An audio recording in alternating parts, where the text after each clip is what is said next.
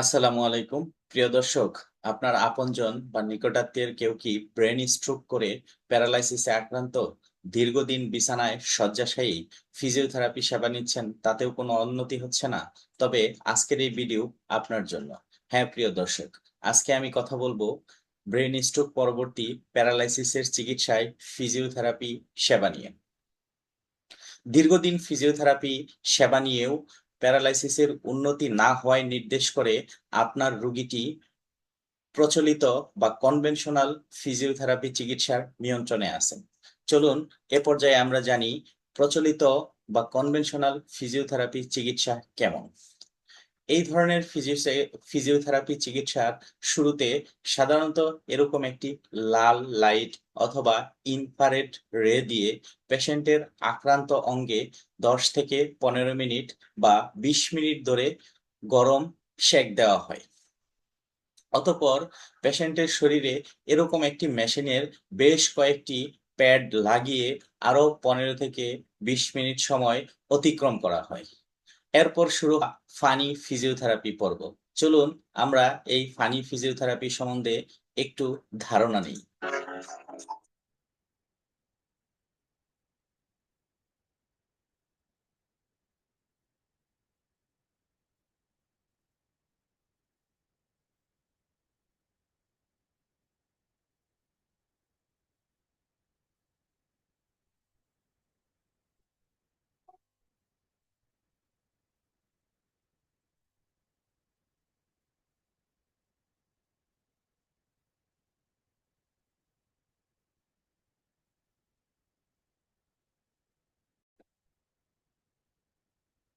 অনেকেরই প্রশ্ন, স্ট্রোক করে প্যারালাইসিস হলে কি এর থেকে মুক্তি পাওয়া যায়? এই প্রশ্নের উত্তর অনেকগুলো ফ্যাক্টর বা বিষয়ের উপর নির্ভরশীল। চলুন আমরা কিছু ফ্যাক্টর বা বিষয় সম্বন্ধে ধারণা নিই। স্ট্রোক পরবর্তী আপনার রোগীকে আপনি কত দ্রুত হসপিটালাইজড করেছেন, কেমন পরিবেশের হসপিটালে হসপিটালাইজড করেছেন, অর্থাৎ আপনি যে হসপিটালে আপনার রোগীকে নিয়ে গিয়েছেন সেখানে স্ট্রোক পরবর্তী যে ধরনের জরুরি মেডিকেল পরিষেবা প্রয়োজন সেগুলো আছে কি নাই, ব্রেনের কোন এরিয়ায় কতটুকু এরিয়া জুড়ে ইনজুরি বা স্ট্রোক হয়েছে, কোন ধরনের স্ট্রোক হয়েছে, হ্যামারেজিক না ইসকেমিক, রোগীর বয়স কেমন, রোগী ফ্যামিলি মেম্বারদের থেকে কেমন সাপোর্ট পাচ্ছে, আর্থিক অবস্থা, multi disciplinary team, neurologist, physiotherapist, rehabilitation nurse, occupational therapist, speech and language therapist, social worker, clinical psychologist ইত্যাদি পার্সোনালদের একটি টিম ওয়ার্ক আছে কি নাই। এছাড়াও রোগীর বিভিন্ন মেডিকেল কন্ডিশন, যেমন ডায়াবেটিস, কিডনি রোগ, হার্টের রোগ, বিভিন্ন ধরনের সিস্টেমিক ডিসঅর্ডার ইত্যাদি আছে কি নাই, এর উপর সাকসেসফুল স্ট্রোক রিহ্যাবিলিটেশন বা প্যারালাইসিসের রিহ্যাবিলিটেশন নির্ভরশীল।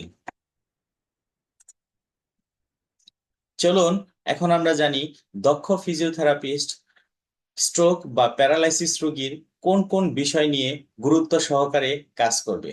পেশির শক্তভাব কমানো বা স্পাস্টিসিটি ম্যানেজমেন্ট, জয়েন্টের নাড়াচাড়া ঠিক রাখা, পেশির শক্তি বাড়ানো, শরীরের ভারসাম্য বা ব্যালেন্স রক্ষা করা, দেহভঙ্গি বা পোশ্চারের উন্নয়ন, হাঁটাচলা বা গেইট ট্রেনিং, দৈনন্দিন কাজকর্ম, ব্যথা মুক্তি বা স্ট্রোক পরবর্তী বিভিন্ন জটিলতা বা কমপ্লিকেশন প্রিভেন্ট করতে সহায়ক হবে।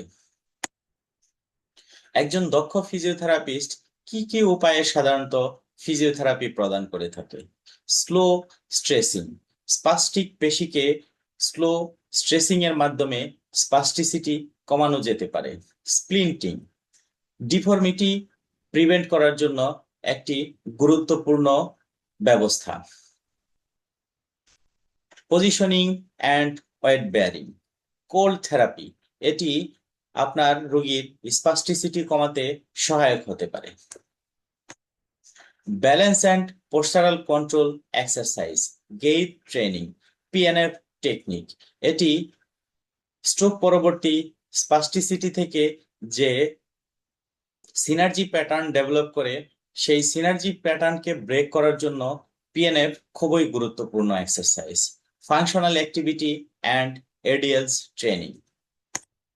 এছাড়াও একজন দক্ষ ফিজিওথেরাপিস্ট বিশেষ পন্থাসমূহ বা স্পেশাল অ্যাপ্রোচ ব্যবহার করতে পারে, যা ব্রেনের নিউরোপ্লাস্টিসিটি অর্থাৎ ব্রেনের কার্যক্ষমতা বাড়াতে সহায়ক হবে।